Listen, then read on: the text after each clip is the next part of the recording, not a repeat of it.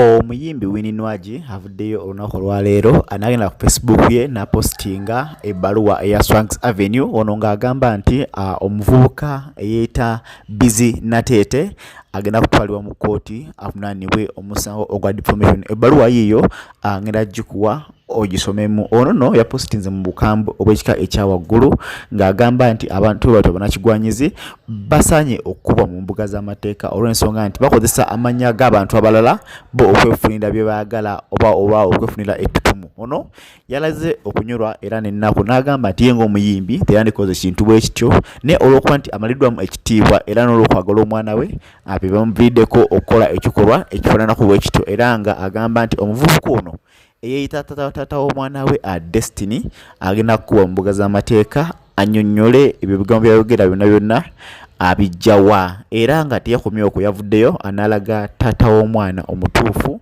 ono nga naye yamupostinze ku Facebook ye nga yabadde musajja mukulu era nga bw'omulaba musajja ali smart omusajja alabika obbanga wabuvunaanyizibwa naye ekyewunyisizza abantu kiri nti omusajja ono gwe yalaze atali ku social media era si muntu wa media. Winnie Nwagi yavuddeyo n'alaga nti omusajja taata w'omwana we si muntu wa social media era tabibeeramu nnyo. Olwo nno tujjukira givuddeko emabega nga omuvubuka ono yalibwako mu katambi akamu nga agenze mu maka agagambibwa okubeera aga Winnie Nwagi nga akufuna ku geeti era nga akayana nti ayagala Nwagi amukkirize alabe ku mwana we gwagamba nti Destiny omwana wa Nwagi nti ye yamumuzaalamu. Ono yavaire n'agenda ku Facebook n'apostinga n'agamba nti yafunisa Winnie Nwagi olubuto. Winnie Nwagi we yali ng'akyali mu vacation ya senior 6 ate ng'omuvubuka ono ye yali akyasoma mu senior 5 bw'atyo Nwagi n'azaala era nga ekyabaawula nti waliwo omuwala yali mukwano gwa Winnie Nwagi era amanyiddwa nga Irene.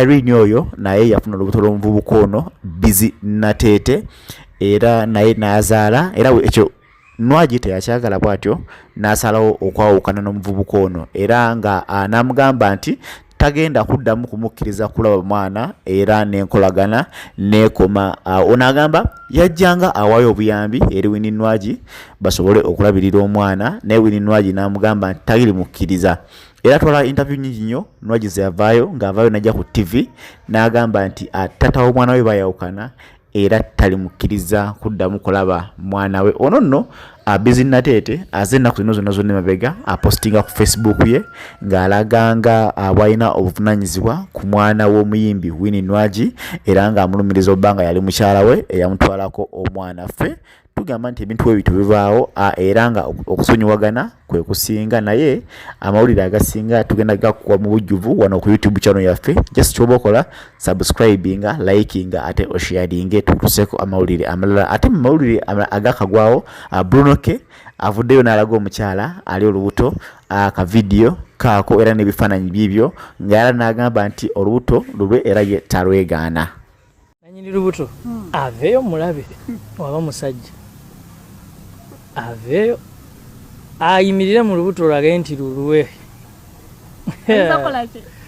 ajasita aveeyo ye tatya amasanyalaze aveeyo mulabe nanyini lubuto naye olubuto napostinze kati ebintu tebyekweka naye kati nanyini lubuto anaaba gyali kala aveeyo n'omukyala yennyini ajja kwogera oyo aba ajja kwogera agambe nti oyo aneesibako nze olubuto si lulwe ekitegeera naye nga gyali ngayo mulabye era ali fine ali steady. Muyinza n'obbaawo nga yazaala nozaala kubanga ffe ebintu byaffe tubikuumira mu nkukutu tubaako episode mpola mpola.